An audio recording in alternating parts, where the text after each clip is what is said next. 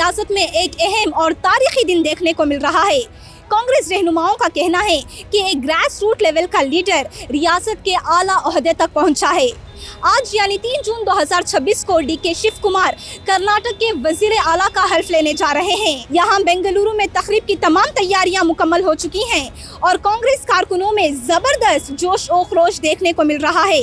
शहर भर में कांग्रेस के बैनर्स, पोस्टर्स और पार्टी झंडे लगाए गए हैं, जबकि कारकुन बड़ी तादाद में तकरीब के मुकाम की जानिब पहुंच रहे हैं। पार्टी कारकुन इस मौके को एक तारीखी लम्हा बता रहे हैं और उम्मीद जाहिर कर रहे हैं कि डीके शिव कुमार की क़ियादत में रियासत में तरक्की और अवामी फलाह के कामों को मज़ीद रफ्तार मिलेगी।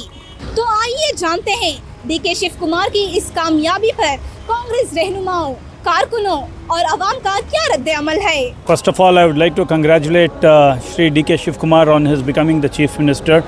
And as you know, the Congress party has had a very good government so far with the 5 guarantees. And now he's succeeding a very successful Chief Minister, Shri Siddaramaiah ji. And I'm sure that under the leadership of Shri D.K. Shiv Kumar, the Karnataka Congress government will further do well for already what they are doing well for the people and for the state. ನೂತನ ಮುಖ್ಯಮಂತ್ರಿಗಳಾಗಿ ಸಂಘಟನಾ ಚತುರ ರಾಜ್ಯದಲ್ಲಿ ಒಂದು ಹೆಸರು ಮಾಡಿದಂಥ ಸನ್ಮಾನ್ಯ D K Shivakumar ಸಾಹೇಬರು ಇವತ್ತು ನೂತನವಾಗಿ ಮುಖ್ಯಮಂತ್ರಿಗಳಾಗ್ಯಾರ. ಉಪಮುಖ್ಯಮಂತ್ರಿಗಳಾಗಿ ಡಾಕ್ಟರ್ ಜಿ ಪರಮೇಶ್ವರ್ ಅವರಾಗ್ಯಾರ.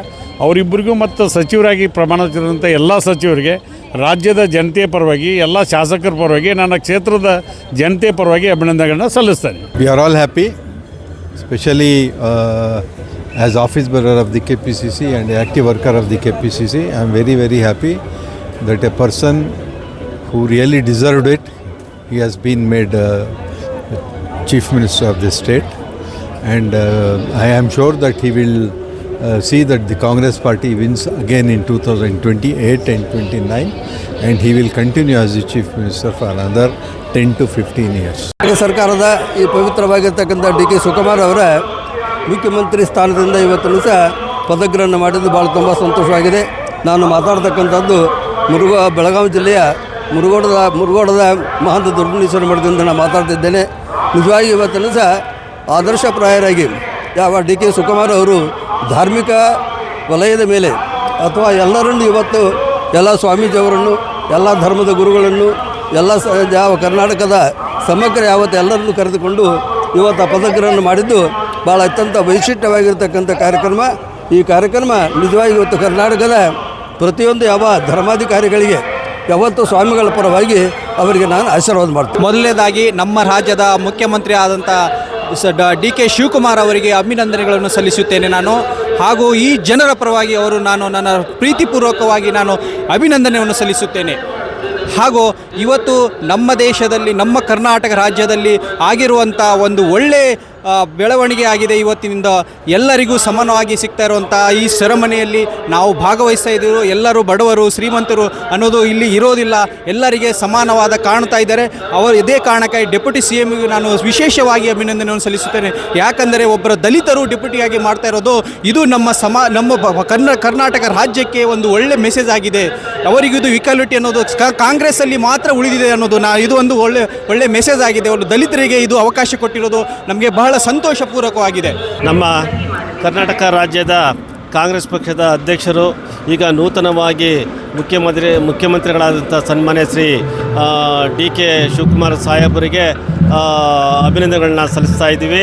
ಇದೇ ರೀತಿಯಾಗಿ ಉಪಮುಖ್ಯಮಂತ್ರಿಗಳಾದ ಸನ್ಮಾನ್ಯ ಶ್ರೀ ಪರಮೇಶ್ವರ್ ಅವ್ರಿಗೂ ಅಭಿನಂದನೆಗಳನ್ನ ಸಲ್ಲಿಸ್ತಾ ಇದ್ದೀವಿ. ನಮಗೆ ತುಂಬ ದಿನಗಳಿಂದ ನಾವು ಕಾಯ್ತಾ ಇದ್ದೀವಿ. ಡಿ ಕೆ ಶಿವಕುಮಾರ್ ಸಾಹೇಬರು ಮುಖ್ಯಮಂತ್ರಿಗಳಾಗಬೇಕಂದ್ಬಿಟ್ಟು ಇವತ್ತು ಎಲ್ಲರ ಕನಸು ನನಸಾಗಿದೆ. ಅವರು ಈ ರಾಜ್ಯದ ಅಭಿವೃದ್ಧಿ ಮಾಡ್ತಾರೆ ಅಂದ್ಬಿಟ್ಟು ನಾವೆಲ್ಲ ನಂಬಿದ್ದೀವಿ.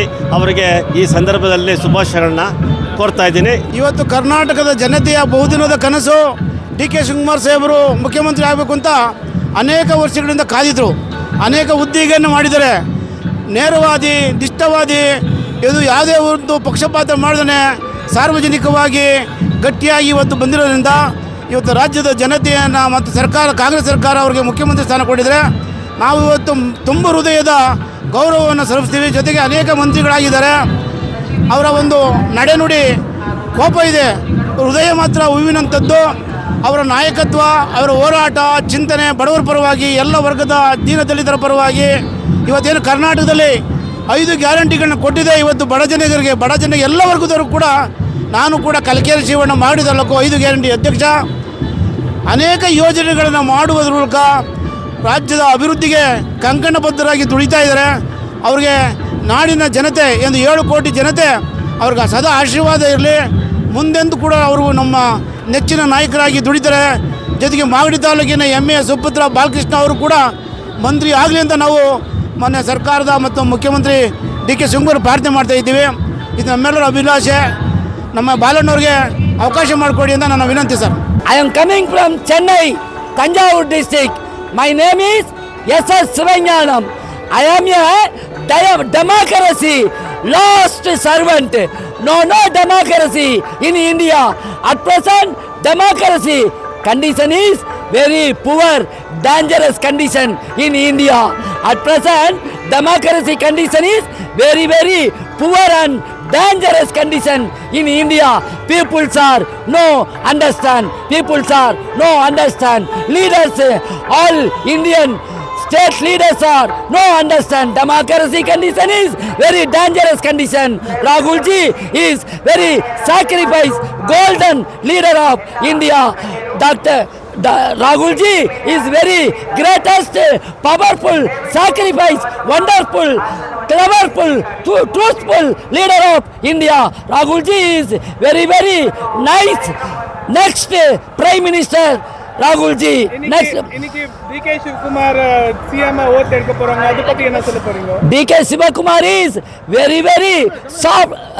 DK Shivakumar மிகவும் சிறந்த, இந்தியாவில் மிக சிறந்த மிகவும் சாதுர்ணியமான சிறப்பான முதல்வரை இன்று கர்நாடக மக்கள் தேர்ந்தெடுக்கப்பட்டிருக்கிறார்கள். சித்தாராமையாவும் சிறந்தவர்கள்தான். கர்நாடகாவில் உள்ள காங்கிரஸ் மக்கள் அனைவரும் சகோதரிகள், தாய்மார்கள், பெரியவர்கள் அனைவருமே சிறந்தவர்களாக இருந்த காரணத்தினால்தான் சீதாராமையாவும் இன்று ஒற்றுமையுடன் DK சிவகுமார்ஜி அவர்களும் இந்த கர்நாடக மாநிலத்தில் சிறப்பான ஆட்சியை தந்து காங்கிரசுக்கு மிகப்பெரிய வலிமையும், ராகுல் காந்திஜி அவர்களுக்கு மிகப்பெரிய பலமாகவும் இருந்து இந்தியாவை DK சிவகுமார் அவர்களும் ராகுல்ஜி அவர்களும் காப்பாற்றி சிறப்பான ஜனநாயகத்தை மக்களுக்கு தருவார்கள், தந்து கொண்டே இருப்பார்கள் என்று கூறி விடைபெறுகிறேன். நன்றி, நமஸ்காரம். என்னுடைய பெயர் சிவஞானம். நான் தஞ்சாவூரில் இருந்து, சென்னை மாநிலத்தில் இருந்து, தஞ்சாவூர் டிஸ்ட்ரிக்டில் இருந்து DK சிவகுமாருடைய பதவியேற்பு விழாவுக்காக மட்டும்தான் என்னுடைய அவரும் தியாகி, நானும் ஒரு தியாகி. ஆனால் நான் ஜனநாயகத்துடைய கடைசி நிலை வேலைக்காரனாக இன்று உங்கள் மத்தியில் நிற்கிறேன். ஏன் என்று கேட்டால், டெமோக்ரஸி எல்லாம் கொலை செய்து விட்டார்கள் 10 ஆண்டுகளில். அரசியல் எல்லாம் ಅನಾಗರಿಕವಾಗಿಬಿಟ್ಟದು.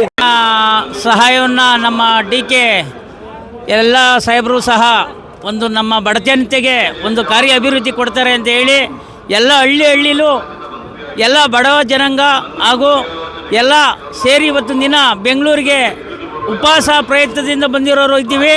ನಮಗೆ ಇನ್ನೂ ಹೆಚ್ಚೆಚ್ಚಾಗಿ ಸವಲತ್ತನ್ನ ಕೊಡಲಿ ಅಂತ ಹೇಳಿ ನಾವು ನಮ್ಮ MLA ಬಾಲಣ್ಣಕ್ಕೆ ಅವ್ರಿಗೂ ಸಹಕಾರ ಹೆಚ್ಚಿಗೆ ಸಿಗಲಿ ಅಂತ ಹೇಳಿ ನಾವು ಅಭಿನಂದನೆಯನ್ನು ಎಲ್ಲ ನಮ್ಮ ಸ್ನೇಹಿತರಲ್ಲಿ ಮನವಿ ಮಾಡಿ ಅವ್ರಿಗೆ ಆಶೀರ್ವಾದ ಸದಾಕಾಲ 7 ಕೋಟಿ ಜನ ಆಶೀರ್ವಾದ ಇರಲಿ ಅಂತ ತಮ್ಮಲ್ಲಿ ಪ್ರಾರ್ಥಿಸ್ತಾ ಇದ್ದೀನಿ. DKಶಿಗೆ ಶುಭವಾಗಲಿ, ಒಳ್ಳೆಯದಾಗಲಿ, ಕರ್ನಾಟಕ ಜನಕ್ಕೆ ಒಳ್ಳೇದು ಮಾಡಲಿ.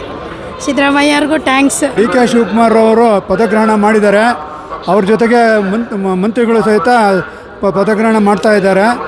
ಮುಂದೆ ಅವರು ಜವಾಬ್ದಾರಿಯುತವಾಗಿ ಕಾರ್ಯನಿರ್ವಹಿಸಿ ಅತಿವೃಷ್ಟಿ ಅನಾವೃಷ್ಟಿ ಸಮಸ್ಯೆಗಳನ್ನು ಬಗೆಹರಿಸ್ಕೊಡ್ಲಿ ಅಂತೇಳಿ ನಾನು ಇಲ್ಲಿ ಕೇಳ್ಕೊತೀನಿ. आज हमारे कर्नाटक के 25वें मुख्यमंत्री आदरणीय श्री DK शिवकुमार जी ने शपथ ग्रहण का समारोह आयोजित किया था, जिसमें हमारे 25वें CM होकर DK शिवकुमार जी ने शपथ ग्रहण को समारोह किया है. उसके साथ में हमारे आदरणीय श्री डॉक्टर जी परमेश्वर डिप्टी CM होकर इस कर्नाटक राज्य के डिप्टी सीएम होकर वो भी शपथ ग्रहण ले चुके हैं। उसी के साथ में हमारे ज़िले से आए हुए आदरणीय श्री MP पाटिल जी, हम बीजापुर ज़िले से आते हैं, आदरणीय हमारे MP पाटिल जी भी इस समारंभ में शपथ ग्रहण के समारोह ले चुके हैं। उसके साथ में जितने भी 13 जो मिनिस्टर हैं उन्होंने भी ये शपथ ग्रहण कार्यक्रम में हिस्सा लेकर उनको भी ओहदा दिया गया है। मैं तमाम हमारे CM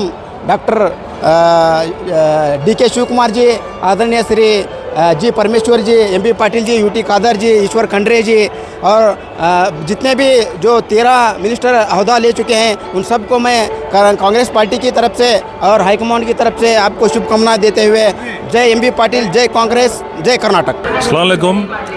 आज बहुत खुशी की बात है कि हमारे DK शिव कुमार साहब CM बने, चीफ मिनिस्टर बने। बहुत बड़ा टास्क है। अब 2 साल में 24 मंथ्स में, अब नेक्स्ट फिर कांग्रेस गवर्नमेंट लाना 2028 में, फिर 29 में इंडिया की गवर्नमेंट लाना सेंट्रल में, राहुल गांधी को प्राइम मिनिस्टर बनाना, फिर 2 साल में बहुत बड़ा टास्क है, बहुत बड़ा चैलेंज है। हमारी पूरी टीम की ओर से, कर्नाटका की ओर से हम DK शिव कुमार साहब को ಆಲ್ ದ ಬೆಸ್ಟ್ बोलते हैं। ನಮಗೆ ತುಂಬ ಸಂತೋಷ ಆಗಿದೆ। ನಮ್ಮ ಜಿಲ್ಲೆಯ ಮಗ, ನಮ್ಮ ತಾಲೂಕಿನ ಮಗ, ನಮ್ಮ ದೊಡ್ಡಹಳ್ಳಿ ಗ್ರಾಮದ ಒಬ್ಬ ರೈತ ಕುಟುಂಬದಲ್ಲಿ ಬಂದು ದೊಡ್ಡಹಳ್ಳಿ ಕೆಂಪೇಗೌಡರ ಮಗ ಅವರು ಅಧಿಕಾರ ವಹಿಸ್ಕೊತವ್ರೆ। ಪಕ್ಷದ ಶಿಸ್ತಿನ ಸಿಪಾಯಿ, ಈಗ ಕಾಂಗ್ರೆಸ್ ಪಕ್ಷ ತೋರಿಸಿದಂಥ ಎಲ್ಲ ಕೆಲಸವನ್ನು ನಿಷ್ಠೆಯಿಂದ ಚಾಚು ತಪ್ಪದೆ ಮಾಡಿದಂಥ ಅವ್ರಿಗೆ ಇವತ್ತು ಅವ್ರು ಮಾಡಿದಂಥ ಶ್ರಮಕ್ಕೆ ಇವತ್ತು ಪ್ರತಿಫಲ ಸಿಕ್ಕಿದೆ। ಹೈಕಮಾಂಡ್ ಒಳ್ಳೆ ನಿರ್ಧಾರ ಮಾಡಿದೆ। ಒಳ್ಳೆಯ ಸಂದರ್ಭದಲ್ಲಿ, ಚುನಾವಣೆಯ ಹತ್ತಿರದ ಸಂದರ್ಭದಲ್ಲಿ ಒಳ್ಳೆ ಸಿಪಾಯಿನ ನೇಮಕ ಮಾಡಿದೆ ನಮ್ಮ ರಾಜ್ಯಕ್ಕೆ। ಮುಂದಿನ ಸಾರಿ 2028ಕ್ಕೆ ಈ ರಾಜ್ಯದಲ್ಲಿ ಕಾಂಗ್ರೆಸ್ ಪಕ್ಷ ಅಧಿಕಾರಕ್ಕೆ ಬರೋದು ಸತಾಸಿದ್ಧ ಅಂತ ನಾವು ಹೇಳಕ್ಕೆ ಇಷ್ಟಪಡ್ತೀವಿ। ಸರ್, ಮೊದಲನೇದಾಗಿ ನಮ್ಮ DK ಶಿವಕುಮಾರ್ ಅವ್ರನ್ನ ಮುಖ್ಯಮಂತ್ರಿಯಾಗಿ ಆಯ್ಕೆ ಮಾಡೋದಕ್ಕೆ ಹೈಕಮಾಂಡ್ನ ಎಲ್ಲ ನಾಯಕರಿಗೂ ಧನ್ಯವಾದ ಅರ್ಪಿಸ್ತಾ ಇದ್ದೀನಿ। ನಮ್ಮ DK ಶಿವಕುಮಾರ್ ಅವರಿಗೆ ಈಗಾಗಲೇ ಮುಖ್ಯಮಂತ್ರಿ ಆಗಬೇಕಿತ್ತು, ಸ್ವಲ್ಪ ತಡವಾಗಾದರೂ ಆದ್ರಲ್ಲ, ಅದಕ್ಕೆ ನಾವು ಇದೀಗ ತಾನೇ ಮುಖ್ಯಮಂತ್ರಿ ಆದಂಥ ನಮ್ಮ ನಾಯಕರಾದಂಥ DK ಶಿವಕುಮಾರ್ ಅವರಿಗೆ ಹೃತ್ಪೂರ್ವಕವಾದ ಅಭಿನಂದನೆಗಳನ್ನು ಸಲ್ಲಿಸ್ತಾ ಇದ್ದೀವಿ ಸರ್। ಕನಕಪುರಕ್ಕೆ ಮತ್ತು ನಮ್ಮ ಕರ್ನಾಟಕಕ್ಕೆ ಒಂದು ಹೆಮ್ಮೆ ಪಡುವಂಥ ವಿಷಯ ಇವತ್ತು ನಮ್ಮ DK ಶಿವಕುಮಾರ್ ಮುಖ್ಯಮಂತ್ರಿ ಆಗಿರೋದು। ಅವರು ಯಾವುದೇ ಜಾತಿ ಇಲ್ಲದೆ, ಯಾವುದೇ ಜನಾಂಗ ಇಲ್ಲದೆ ಪ್ರತಿಯೊಬ್ಬರೂ ಮುನ್ನಡೆಸ್ಕೊ ಹೋಗ್ತಾರೆ ಅನ್ನೋ ಭರವಸೆ ನನಗೈತೆ। ಅವ್ರ ಭರವಸೆನ ನಾವು ಕೂಡ ಜೊತೆಲಿ ನಿಂತು ಕರ್ನಾಟಕ ಜನ ಅವ್ರಿಗೆ ಸಪೋರ್ಟ್ ಮಾಡಿ ಅವ್ರ ಆಗು ಹೋಗುಗಳಿಗೆ ನಾವು ಬೆಂಬಲ ಕೊಟ್ಟು ಅವ್ರನ್ನ ಮುಂಚೂಣಿ ಕರ್ಕೋಗ್ಬೇಕು ನಾವೆಲ್ಲ ಸೇರಿ ಅಂತ ನಾನು ಬಯಸ್ತೀನಿ। अच्छा लग रहा है और अभिवृद्धि के पतन में जाने वाला है पूरा कर्नाटक राज्य के लिए, सभी वर्ग के लिए, सभी backward classes, minority, SC ST सभी लोगों का भी क्या बोले तो उनका डेवलपमेंट होने का हम आशा रखते हैं। नए चीफ मिनिस्टर उनको बधाई देते हुए, जो कांग्रेस का सपना है, जो राहुल गांधी, सोनिया गांधी जो है छोटे छोटे माइक्रो जात के लोगों को ऊपर लाना, गरीबों को गरीबी हटाना, ये जो 20% प्रोग्राम जो श्रीमती इंदिरा गांधी की जो थे दिवंगत, उनके राजीव गांधी के, उनके ऊपर ये जो हमारा कांग्रेस पार्टी चल रहा है। हम आशा रखते हैं कर्नाटक में भी OBC के लिए, हम OBC के स्टेट के वाइस प्रेसिडेंट हैं KPCC के, और बहुत कुछ सब लोगों को अच्छा होगा।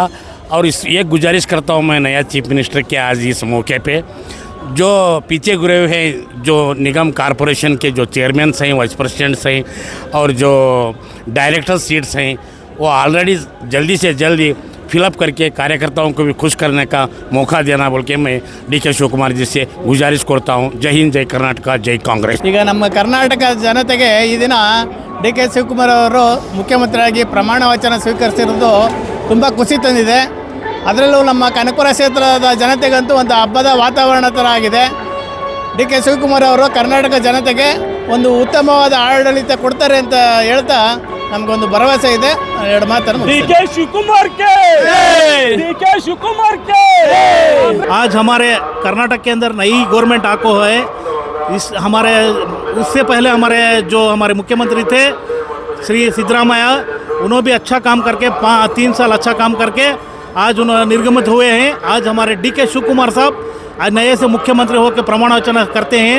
आज हमारे माइनॉरिटी के अंदर एक UT खादर साहब इतने दिन हमारे कर्नाटक के स्पीकर थे, आज हमारे कैबिनेट दर्जे के मिनिस्टर होते हैं।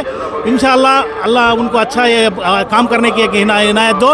और हमारी एक गुजारिश क्या है कि बोले तो हमारे BZ ज़मीर अहमद खान साहब ये कैबिनेट के अंदर एक मिनिस्टर होना था, वो क्या कि कुछ वजह से नहीं हुए। मैं DK शिव कुमार साहब से अपील कर रहा हूँ, आज हमारे इडी कर्नाटक स्टेट के अंदर आज हमारा माइनॉरिटी लीडर कौन तो है, क्या बोले तो BZ ज़मीर अहमद खान है।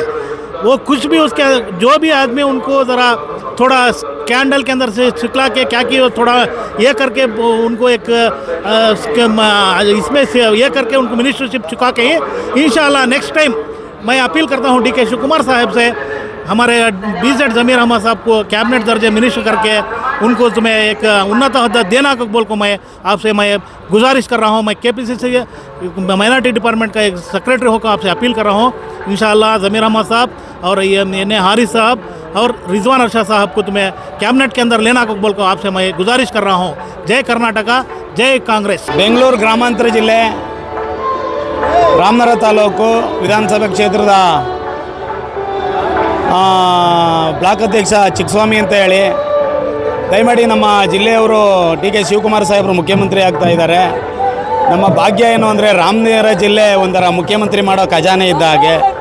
ಮೊದಲು ನಮ್ಮ ಶ್ರೀ ಕೆಂಗಲ್ ಹನುಮಂತಯ್ಯನವರು ವಿಧಾನಸೌಧ ನಿರ್ಮಾತೃರು ಇಲ್ಲಿ ಮುಖ್ಯಮಂತ್ರಿ ಆಗಿದ್ದರು. ತದನಂತರ ರಾಮನಗರ ಜಿಲ್ಲೆಯವರೇ ಆಗಿ DK ಶಿವಕುಮಾರ್ ಅವರು ಮುಖ್ಯಮಂತ್ರಿ ಆಗಿದ್ದಾರೆ.